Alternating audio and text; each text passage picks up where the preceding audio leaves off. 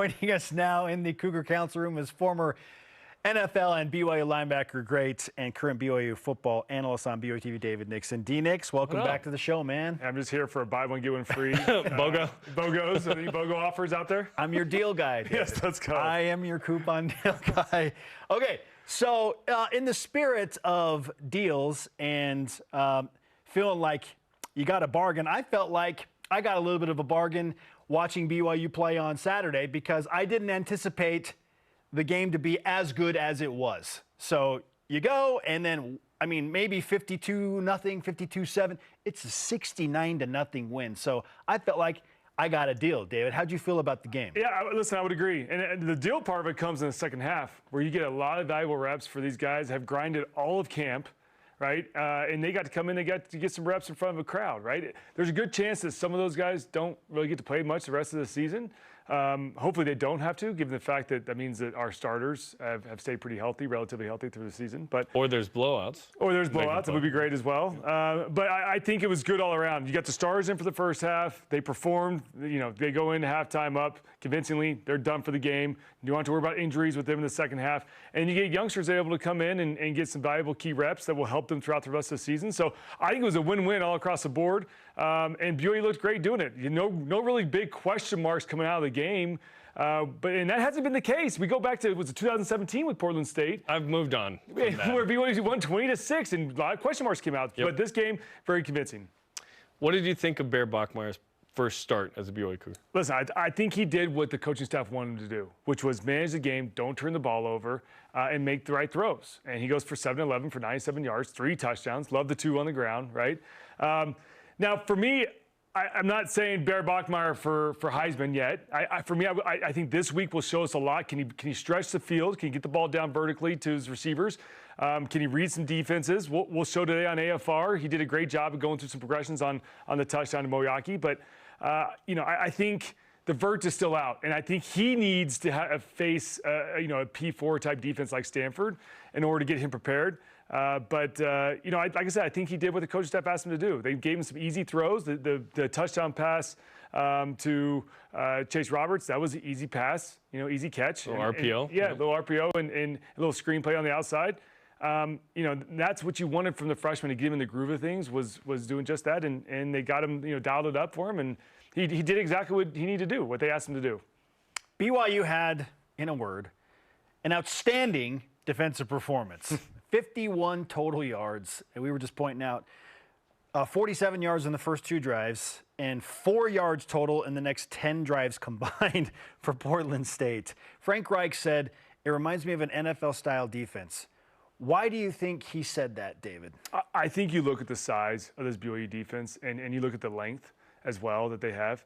And then, of course, you throw in Jay Hill and the complexity he runs on these defensive schemes that he installs. I think that's exactly what Frank Reich is talking about. I mean, this is a very complex defense that has athleticism, and that hasn't always been the case. I was talking to a defensive coach during fall camp, and he was joking, "Hey, I don't know if we get to play." He played in the same defense for BYU. He goes, "I don't know if we would have been able to play here at BYU today, given the fact that there's so much athleticism on this defense. These players are bigger, faster, stronger." Austin Collie and I were sitting there chatting about it too. These kids are just bigger. And they're once again, they're faster, they're stronger. They check the box, and that results in 51 yards allowed. I mean, just an incredible effort. For me, I would like to see them maybe get out to a faster start and adjust quicker, not having to take 2 drives to give up, a couple first downs. I'd like to see them shut them completely down. But now we're picking nits. But beggars can't be choosers here. Yeah. So I'm happy with how they result of the rest of the game. If I could have any type of improvement, I'd like to see more turnovers. The one turnover that Portland State did have was kind of, self-inflicted. It was a fumble they had, and BYU just pounced on it. I'd like to see more interceptions. I'd like to see more guys.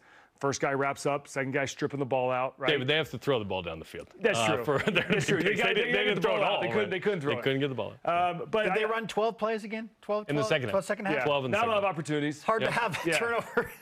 Pretty good. But listen, for this BYU defense, especially we go back to a freshman quarterback, you're going to have to create turnovers, and you're going to have to flip field position. And so just get in the habit of punching the ball out and getting the ball back in the opposite side of the hands. That's what they had the mentality of. And I know they do, but just more turnovers. I think that's going to be a big one for Stanford this week. LJ Martin said the BYU defense is annoying. This was in training camp. That's a great He's like, sometimes I hate playing against them because day to day, it looks like an entirely different defense. What is this? And I love that. What is this? Jay Hill said, Bear Bachmeier played well against our defense. That tells me he's ready for almost any opponent, right? Which is pretty good. Stanford, BYU. Cougars are an 18.5-point favorite. That's a significant number. Then you look at Stanford, you go, okay, a little disarray, interim head coach. They haven't won 5 games since 2018 in the season. It's been a minute. Yet, ACC foe, night game at BYU. I think BYU is going to show up in a even better way than they did Saturday because, hey, the competition goes up here. Yeah, listen, it's tough for me to have any takeaways from week 1 or week 2. I think it takes a couple weeks for teams to settle in, and I think that's what we saw from Stanford against Hawaii, in their first game. It's tough to write them off or say, yeah, BYU should blow them out or whatever it may be. At the end of the day, they've got some obviously phenomenal athletes, right? And this is a P4 type program. So I think it's going to be a tough match for BYU. I think it's a good matchup. I think BYU's strengths against their strengths match up really well. What are those? And that's just in the trenches. I mean, Stanford's known for recruiting tough, hard-nosed type kids, and that's exactly what BYU has. And so I think that's where, with BYU, you start to worry about a little more with speed. If you're facing a TCU of sorts, the team speed starts to worry you a little bit. But I think BYU matches up well with Stanford, and that's why I think it'll be a fun game. But does BYU cover? That's a big line, and especially once again with the freshman quarterback. He's going to make some mistakes in this game. He's not, Stanford's secondary and their defense is much more skilled than Portland State's, obviously. So once again, BYU will have to have some patience with him as he kind of continues to settle into this offense. But I'm optimistic that BYU goes out there and performs well, especially at home. I mean, the crowd at this last game against Portland State was incredible. Amazing. And that's just a taste, dude. Yeah, and we've seen videos of the BYU crowd. They were still chock full going into the fourth quarter when the game was way out of hand, right? And the fact that people stuck around the whole game and it was still electric going into the fourth quarter, I mean, how awesome was that? People from all over the country are coming in for these games, too. It's not just the old Utah, Idaho gang. It's people from all over, which is incredible. So it's going to be fun. The nice thing is BYU has Stanford's best quarterback on its roster. That's nice walking into this game with Bear Bachmeier. Yeah, definitely nice. Yeah. Okay, if you had to pinpoint a threat, like a real threat that BYU is going to have to deal with from Stanford's side of the ball, what would it be? And again, I know they're not great. They're struggling. They're trying to find an identity, speaking of Stanford. But if they pose a threat, what is it? I'm going to flip that question on its head because I'm going to say that, I remember Bronco would harp on this all the time. Don't worry about the opponent, worry about yourself. And I think that when you talk about Stanford, I think the biggest threat is BYU themselves. And offensively, do they turn the ball over? That's the only way this Stanford team can stay in this game is that BYU has self-inflicted wounds. And if they turn the ball over deep in their own territory and give free points to Stanford. And so I think the biggest thing is, can you go out there and execute and obviously game plan-wise ensure that you're taking care of the ball. And so offensively, that's my biggest worry here is Bear starts to try to do too much, plays outside of the offense, and next thing you know is turn the ball over. I would say one of the best surprises of this last game was LJ Martin. I mean, we'd all seen him in Stanford? Yes. Former Stanford commit. We had seen all throughout fall camp where he was dominant. And he's quicker, he's faster, he's stronger, he's healthier. And sure enough, it played out in this first game against Portland State. The way that he was able to go out there and perform, and this run right here where you've got guys dangling on him. But that goes to show you his lower body strength. I mean, and that's something we've seen. And once again, he's gotten so much stronger. His vision's better. It's just this is what you get with veteran players, right? You let them grow up, and every year they continue to watch more film. They do some self-scout on themselves, and they recognize what they need to do, and his vision's better, his power's better. I'm excited for LJ Martin. I think this is a breakout year. I said it on the pregame show. I think he's a 1,000-yard rusher this year. And I think BYU needs to have a 1,000-yard rusher when you're talking about, once again, a young quarterback. You need a 1,000-yard rusher that can kind of alleviate some of that pressure. David, would you say LJ Martin was the Y factor? I heard there's some controversy. Tell me what happened. How did LJ not win it? Listen, the defense pitched a shutout. Wait, did you win? Of course I did. Oh, yeah. So you're going to defend it. Of course I did. Yeah, naturally. I always win. Oh, wait, I didn't win one last year. But yeah. I need to get back in that control room and get some yards, order a here. career high in 1/2. But hey, the case for my linebackers. Did you pay him? The case for my linebackers was it was a scoop and score by Jack Kelly that really got the ball rolling. Listen, that first quarter was a little stagnant to begin with, right? And then LJ Martin, and then they block the kick, and then Jack Kelly's off to the races. So block the kick? They just kick it into BYU's face mask. There was no block. I mean, it counts. You have to get some penetration there. We're gonna break this down on AFR as well. Yeah, the push inside. The push inside. I mean, there's a lot to be known about that. I mean, you look at the yardage. It was a 57-yarder. Right, and the understanding that he's backed way up, so you got to get in. It's a lower trajectory. Yep.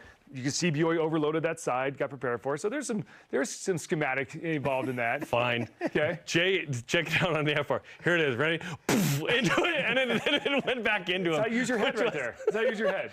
Jay Hill said they had watched a bunch of kicks from last year, and they thought we can block this guy. The way he's kicking it. That's again a Jay Hillism that's really fun. Okay, so you told us a few things you're watching. I want to bring up Michael Ford. Have you driven Ford lately? He is the guy for Stanford. They want an identity. We know what Stanford wants to do. They want to run the rock, pound it, play action. They have a good tight end. Bleed the clock. Yes. Oh, Dave, they they're going to try dominate. to bleed the clock. They dominate possession. Boring. Anyways, Ford went for 100+. If BYU can slow him down in some way, I think Stanford has no chance. Yeah, and I have so much Minus confidence. the turnover thing you brought up, which is a good point. No, I have so much confidence that's in BYU front seven defensively. I mean, and John Taupeo and coming up. I mean, we all knew Keanu Tanavasa was going to be incredible. But how about JT? I mean, that game he had, not only obviously the block kick, but his presence there on the inside and his runs, the ability for him to stop the run. I think Stanford's going to have a really tough time trying to run the ball. So then they're sitting there in their meetings this week thinking, okay, so how are we going to beat this BYU defense? It's going to be trying to go over the top with some play action. And so BYU understand the sticks, understand the situational awareness, be prepared for that. But I think they're going to have a really tough time getting the ball, getting yards on the ground just because BYU is so stout up front. And that's one of the question marks that was answered, right? BYU, you knew you had Keanu Tanavasa, but inside and kind of D-line, what was the answer going to be? And JT stepped up and kind of answered a lot of those questions. Purcell was good too. Had a sack. Yeah, 100%. I like I said, very happy with that front seven. Once again, we all throw the asterisk in there. We understand it's Portland State. They're not very good this year. Yep. But the fact they were in their proper gaps and looking scheme-wise, they were doing their jobs, like that's a great start. And most importantly, David, do you believe in using digital coupons in a grocery store app? No, never used one in my life. The time I'm going to spend on coupons, I'd rather spend doing something else and just pay the extra 40 cents. Watching film. Yes. there you go. Yes.